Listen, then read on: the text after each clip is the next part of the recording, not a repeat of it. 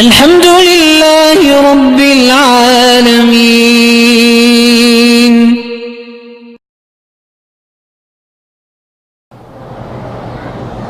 اللہ پاک نے فرمایا میرا مدنی صلی اللہ علیہ وسلم، یہ جو آپ کی قوم اصنام کی پوجا کرتی ہے ان کو ابراہیم کی خبر دیں.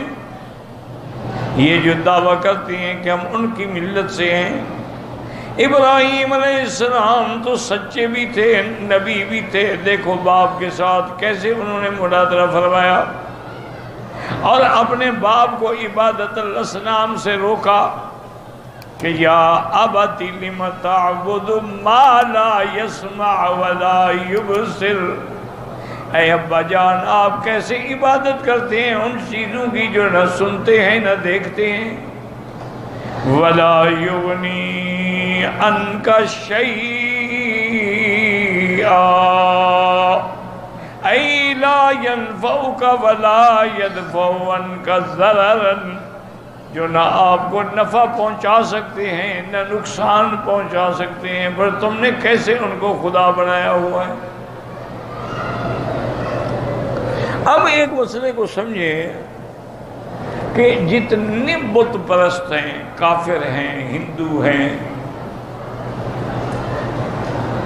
اور بھی دنیا میں قومیں ہیں جو بتوں کی عبادت کرتی ہیں، کیا وہ سمجھتے ہیں کہ یہ بت بولتے ہیں؟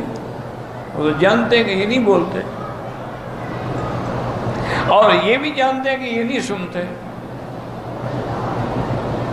کیونکہ اپنے ہاتھوں سے تو انہوں نے بنایا ہوتا ہے. حضرت ابراہیم کے ابا بھی بت بناتے تھے.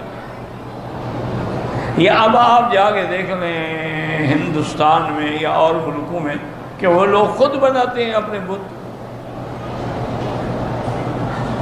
بڑے بڑے مجسمے بناتے ہیں.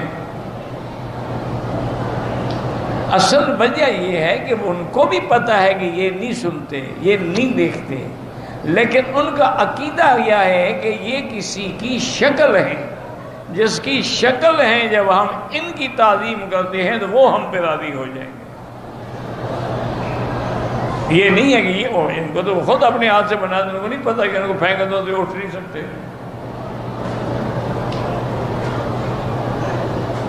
اصل وجہ کیا تھی؟ یہی تھی کہ ان لوگوں نے یہ جو بت بنائے ہیں نا، یہ بت اصل میں ان کے صالحین اور اولیاء اللہ جو اللہ والے لوگ گزرے تھے نا، ان کے شکلیں بنا کے انہوں نے رکھی ہوئی تھی.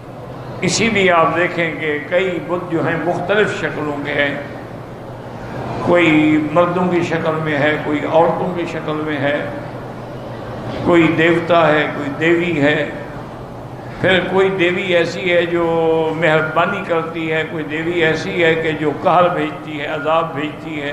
یہ سب اصل وجہ کیا ہے؟ اصل یہ ان کی تصویریں ہیں، جیسے ودن و سواعن و یغوثن و یعوقن و نصرا.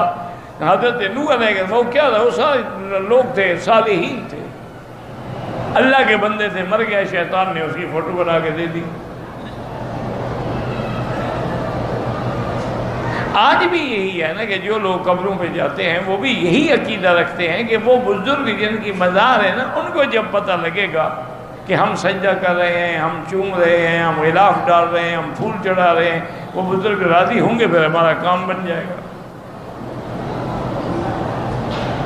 ورنہ وہ بھی جانتے ہیں کہ بھئی یہ بزرگ وہ ہیں جن کو اپنے ہاتھوں سے دفن کیا ہے. اس لیے حضرت ابراہیم علیہ السلام نے لڑکارا کہ میرا ابا تم کس کی عبادت کرے جو سنتے بھی نہیں، دیکھتے بھی نہیں، نفع بھی نہیں دیتے.